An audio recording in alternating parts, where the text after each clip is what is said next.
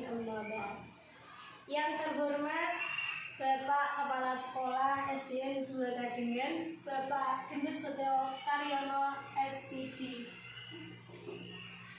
Kepada yang terhormat Ibu narasumber dari SDN 2 Kadengen, Ibu Multini SPD GR. Dan yang terhormat para peserta BIMTEK Strategi Penguatan Literasi melalui Komunitas Belajar Dalam dan Antar Sekolah.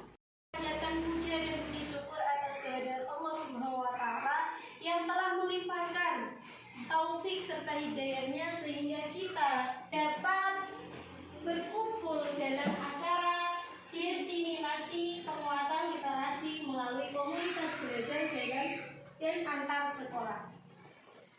Kedua kalinya sholawat serta salam kita haturkan kepada junjungan Nabi Muhammad SAW. Membawa acara, izinkan untuk membaca susunan acara pada pagi hari ini. Yang pertama pembukaan, yang kedua sambutan, yang ketiga penyampaian materi BIMTEK, yang keempat penutup. Sebelum kita memulai acara pada pagi hari ini, mari kita buka. Marilah kita awali dengan bacaan basmalah. Bismillahirrahmanirrahim. Acara selanjutnya adalah sambutan yang akan disampaikan oleh Bapak Kepala Sekolah SDN 2 Kadengen. Waktu dan tempat dipersilakan. Assalamualaikum warahmatullahi wabarakatuh. Waalaikumsalam warahmatullahi wabarakatuh. Alhamdulillah, rabbil alamin. Dari Sayyidina Muhammadin wa ala alihi wa sahbihi.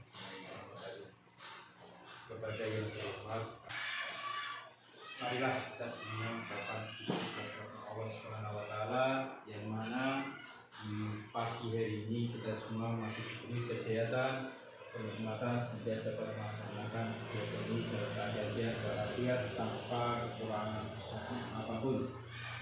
Yang kedua adalah sholawat dan salam. Ini saya hanya mengucapkan terima kasih kepada panitia pembinaan BIMTEK yang akan diselenggarakan pada hari Sabtu dan hari Senin, yang akan dilaksanakan pada hari Sabtu dan Senin. Karena apa? Karena waktunya bukan 2 hari, waktunya yang sangat padat. Yang saya pertama tahu adalah panitia, karena sudah menyiapkan semua perlengkapan sehingga kegiatan ini berjalan lancar dan tepat waktu. Ya. Yang kedua adalah semoga kegiatan ini menambah pengetahuan dari para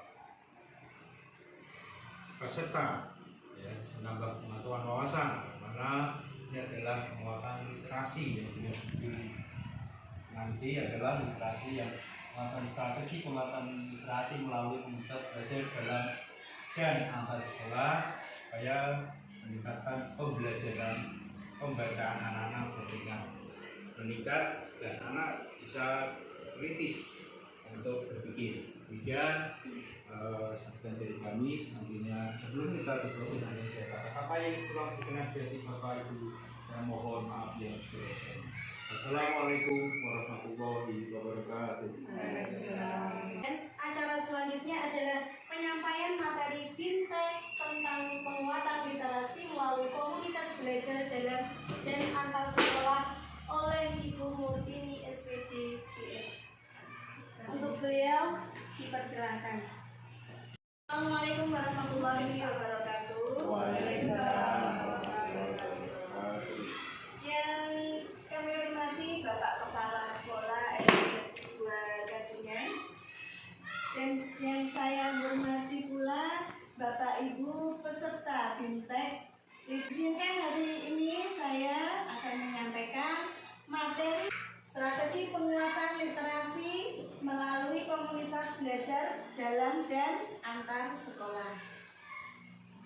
Bapak Ibu yang saya hormati, Ibu dan Bapak adalah utusan dari pemerintah atau kabupaten kota untuk mendapatkan pembekalan melalui fintech pemulihan pembelajaran agar dapat menjadi penggerak perubahan di satuan pendidikan. Semoga Bapak Ibu dapat menyebarkan semangat perubahan di satuan kerja dan kepada pemangku kepentingan lainnya. Kita perlu mendorong komunitas belajar. Di sini ada dasar pemikirannya. Yang pertama, komunitas belajar dapat memfasilitasi proses refleksi, belajar, dan berkolaborasi dan berbagi bersama dalam mempelajari dan mengimplementasikan strategi penguatan literasi. Yang kedua, pendidik dan tenaga kependidikan dapat menggunakan komunitas belajar yang sudah ada ataupun membentuk komunitas belajar bersama pada tingkat satuan pendidikan, tingkat daerah maupun daring. Bertanya, apa definisi komunitas belajar yang Ibu Bapak ketahui? Silakan Bu Indarti.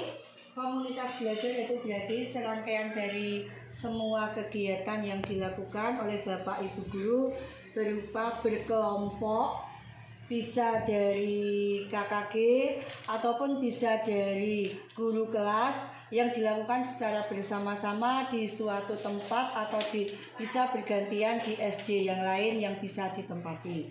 Itu saja Bu, terima kasih. Terima kasih Bu Indarti. Nah, apa itu komunitas belajar? Sekelompok pendidik dan tenaga kependidikan atau PTK yang belajar bersama dan berkolaborasi secara terjadwal dan berkelanjutan dengan tujuan yang jelas dan terukur untuk meningkatkan kualitas pembelajaran sehingga berdampak pada hasil belajar murid. Terdapat 3 jenis komunitas belajar atau kombel, yaitu kombel dalam sekolah, antar sekolah, dan daring atau PNM yang sekarang ini sudah. Yang pertama, kombel dalam sekolah. Sekelompok guru mapel atau guru kelas atau lintas kelas mata pelajaran ataupun tenaga kependidikan atau teknik atau guru bersama teknik.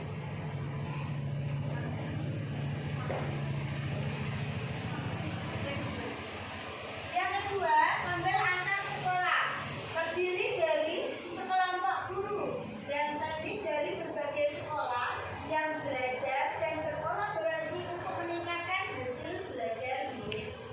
Kemudian yang ketiga, kombel daring atau PNM, komunitas belajar yang terdata secara virtual yang ada di menu komunitas pada PNM. 3 ide besar dalam komunitas belajar, yaitu yang pertama, berfokus pada pembelajaran. Yang kedua, membudayakan kolaborasi dan tanggung jawab kolektif. Kemudian yang ketiga, berorientasi pada hasil atau pembelajaran murid. Besar ada 1 fokusnya, yaitu fokus pada pembelajaran. PTK perlu mampu menjawab 4 pertanyaan berikut ini.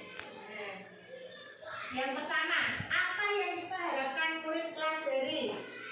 Ada yang bisa menjawab, Bapak Ibu? Pertanyaan ketiga, bagaimana respon kita jika ada murid yang tidak belajar? Bagaimana, Bapak Ibu? Mau menjawab? Bukan ini? Respon kita jika ada murid yang tidak belajar, ya kita ajak anak atau murid itu ya belajar bersama, dan apa yang jadi kesulitan murid itu untuk belajar kita ajari. Ya, terima kasih Bu Kartini. Ide besar yang kedua, yaitu membudayakan kolaborasi dan tanggung jawab kolektif. Kolaborasi untuk menciptakan pemahaman bersama. Kolaborasi dengan memiliki kesadaran bahwa proses pembelajaran dan keberhasilan seorang murid jawab bagi semua PTK. Kolaborasi ini diciptakan untuk menghadirkan suasana belajar bersama yang di dalamnya terdapat rasa saling tergantung satu sama lain. Kemudian ide besar ketiga yaitu berorientasi pada hasil atau pembelajaran murid. Nah, di sini siklus inquiry komunitas belajar dalam sekolah merupakan rangkaian pengolahan yang bertujuan untuk meningkatkan kapasitas PTK dan meningkatkan kualitas hasil belajar murid. Yang pertama ada refleksi awal, kemudian perencanaan, implementasi, dan kemudian evaluasi. Adapun tujuan kegiatan ini yaitu yang pertama belajar dan berbagi strategi penguatan literasi bersama dengan sekolah. Hasil yang diharapkan mampu menggunakan buku bacaan bermutu sebagai salah satu instrumen untuk meningkatkan kemampuan literasi peserta didik. Adanya kegiatan rutin kembali di antara seluruh guru bisa aksi nyata yang didukung penuh oleh kepala sekolah. Seluruh guru di sekolah sudah mempunyai pemahaman mengenai konsep literasi sesuai yang diajarkan dalam. Kemudian adanya hasil peningkatan minat baca di peserta didik. Selanjutnya adanya peningkatan capaian nilai literasi dalam satuan pendidikan. Adapun prinsip pelaksanaannya, peserta didik lebih menyukai melakukan kegiatan di dalam kelas daripada hanya duduk mendengarkan guru atau mencatat. Guru berbicara atau mengajar lebih sedikit, sedangkan siswa akan belajar lebih banyak melalui aktivitas. Merencanakan pembelajaran sesuai dengan kurikulum dan tujuan pembelajaran dengan merancang kegiatan-kegiatan yang menarik bagi siswa. Kemudian yang terakhir, senantiasa melakukan refleksi untuk perbaikan yang berkelanjutan. Nah, di sini ada skema strategi penguatan literasi melalui komunitas belajar dalam sekolah dan antar sekolah. Komunitas belajar dalam sekolah. Nah, ini desain komunitas belajar dalam sekolah untuk pemulihan dan transformasi pembelajaran SD. Pertama, refleksi awal, kemudian perencanaan, kemudian implementasi, dan evaluasi.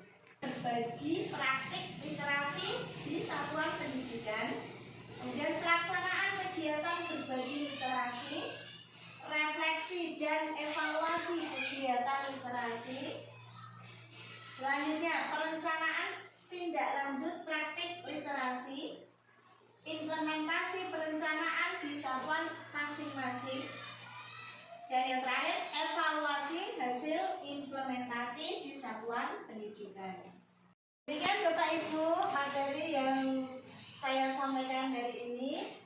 Kemudian kita menunjuk ke acara sesi tanya jawab. Mungkin ada Bapak Ibu yang ingin bertanya atau mungkin ada yang ingin menambahkan supaya kita mendapat pengalaman yang lebih luas.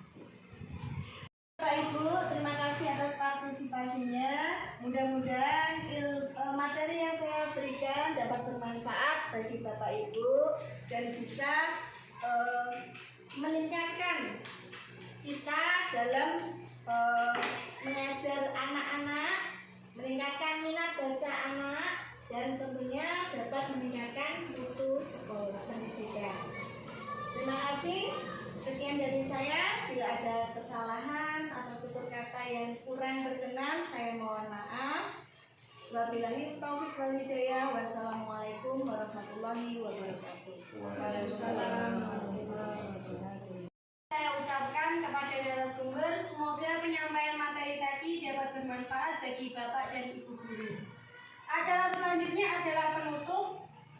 Saya sebagai pembawa acara minta maaf atas kekurangan. Seandainya ada kata-kata yang tidak berkenan di hati Bapak atau Ibu peserta BIMTEK, saya minta maaf yang sebesar-besarnya.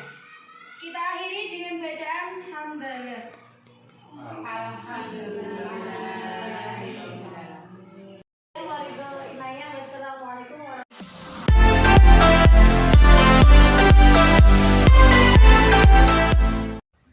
Assalamualaikum warahmatullahi wabarakatuh. Waalaikumsalam warahmatullahi wabarakatuh. Yang terhormat Bapak Kepala Sekolah SD Negeri 2 Kadengan, yang kami hormati Bapak Ibu Guru SD Negeri Kadengan, beserta karyawan dan karyawati SD Negeri 2 Kadengan. Pertama-tama marilah kita panjatkan puja dan puji syukur atas kehadirat Allah SWT yang telah melimpahkan rahmatnya kepada kita semua, sehingga kita bisa berkumpul dalam keadaan sehat di ruangan ini dalam acara diseminasi BIMTEK Literasi. Sholawat serta salam marilah kita panjatkan kepada junjungan Nabi besar Nabi Muhammad SAW yang izinkan saya di sini untuk menyampaikan materi penguatan literasi berbasis teks multimodal. Pernyataan pada sesi yang sebelumnya saya sampaikan, siswa hanya membutuhkan teks tulisan untuk meningkatkan kompetensi literasi. Teks 4 set atau ada foto, video, logo, itu yang termasuk dalam teks visual atau video untuk mengaktifkan pengetahuan latar. Kemudian ada teks yang mudah diakses untuk memastikan koneksi, yaitu terdiri dari misalnya ada buku fiksi atau novel, cerpen, puisi, dan lain-lain. Kemudian ada teks informasi untuk membangun pengetahuan tambahan, yang termasuk di sana adalah buku non-fiksi, ensiklopedia, media massa, koran, majalah, dan lain-lain. Dan untuk teks sasaran yang menantang, itu adalah buku teks pelajaran. Nah, menggunakan 4 jenis teks multimodal dengan tema, ide, dan konsep yang sama, dapat membantu peserta didik membangun pemahaman dan pengetahuan lebih cepat. Bentuk teks multimodal bisa Ibu sebut Ada blog, peta pikiran, animasi. Ya, banyak sekali jadi jenis-jenis teks. Apa yang terlintas dalam benak Anda setelah melihat gambar? Maksud teks multimodal, ya, merupakan teks yang disajikan melalui perpaduan mode antara teks visual atau gambar statis, lisan atau aural, linguistik, gestur, dan spasial. Jadi teks multimodal itu tidak hanya berupa buku saja, Bapak Ibu ya. Jadi kita bisa saja kalau pagi misalnya anak diberi literasi, kita dengan literasi kita mendownload dari internet, misalnya poster. Nah, poster itu kan ada gambar ya, gambar itu merupakan visual ya. Kemudian ada linguistik ya, bahasanya pasti kalau poster ada termasuk linguistiknya. Kemudian kalau ada gambarnya, misalnya anak sedang membaca atau anak sedang tertawa, itu kan termasuk dengan gestur ya, gestur. Kemudian kalau spasial, nah biasanya ada termasuk unsurnya di situ. Nah, itu merupakan teks multimodal. Di benak kita untuk melihat yang di depan itu berarti ada podcast, ada brosur, ada poster, ada buklet, ada iklan, ada buku, dan lain sebagainya. Kalau untuk pembelajaran biasanya yang banyak yang digunakan untuk sekarang itu ada poster, ada brosur, juga iklan. Nah, Kalau brosur itu berarti anak-anak akan membuat sebuah brosur atau penawaran biasanya. Kalau buklet itu dibuat anak dalam bentuk sebuah buku. Biasanya berisi tentang apa yang dilakukan mereka atau kegiatan, atau bisa juga kalau buklet yang kemarin itu yang dibuat tentang cara mencuci tangan. Nah, terus kalau poster biasanya itu dibuat anak, itu dibuat dalam bentuk kecil atau besar, itu digunakan untuk dia ingin meningkatkan, misalnya untuk mengingatkan tentang waktu, atau bisa juga poster tentang kesehatan. Itu saja Bu, cukup. Terima kasih Bu Indarti. Nah, ini merupakan konsep dari teks multimodal ya. Tadi ada warna itu visual warna itu visual itu warna, tata letak, gaya tampilan, ukuran, kemudian ada perspektifnya atau angle. Kemudian aural itu yang termasuk dalam aural itu ada musik, efek suara, nada suara, volume suara. Kemudian yang termasuk dari spasial itu adalah pengaturan tata letak ruang, organisasi barang, kedekatan atau proximity, manusia dan benda. Kemudian yang termasuk dari linguistik itu adalah pilihan kata, gaya penyampaian, organisasi frasa, kalimat, dan paragraf, koherensi. Kemudian yang termasuk dari gestural itu adalah ekspresi wajah, kemudian gestur tangan, bahasa tubuh, interaksi antara manusia. Nah, bisa kita simpulkan di sini, teks multimodal merupakan teks yang dekat dengan kehidupan siswa saat ini, yaitu yang biasa mereka lihat, dengar, dan akses atau gunakan. Kemudian teks multimodal dapat berasal dari lingkungan sekolah, rumah, dan masyarakat tempat tinggal siswa. Kemudian penggunaan teks multimodal yang dekat dengan keseharian siswa akan memudahkan mereka untuk memahami materi pelajaran. Selanjutnya, bahan teks multimodal membiasakan siswa untuk menggunakan bentuk informasi yang beragam dan menghasilkan bentuk informasi yang baru. Dengan menyimak, membaca, dan memirsa teks multimodal, siswa akan terbiasa berpikir kritis dengan cara menanggapi, menganalisis, dan merefleksi materi di dalam teks tersebut. Terima kasih Bapak Ibu Guru sudah berpartisipasi dalam diseminasi yang saya buat dalam penguatan literasi siswa berbasis teks multimodal. Mudah-mudahan bermanfaat untuk kita semua dan semoga kita bisa menjadi lebih baik dalam mengajar anak-anak, bisa meningkatkan minat belajar, minat baca siswa untuk menambah pengetahuan siswa dan untuk memperlancar literasi siswa-siswi kita. Terima kasih, sekian. Wassalamualaikum warahmatullahi wabarakatuh.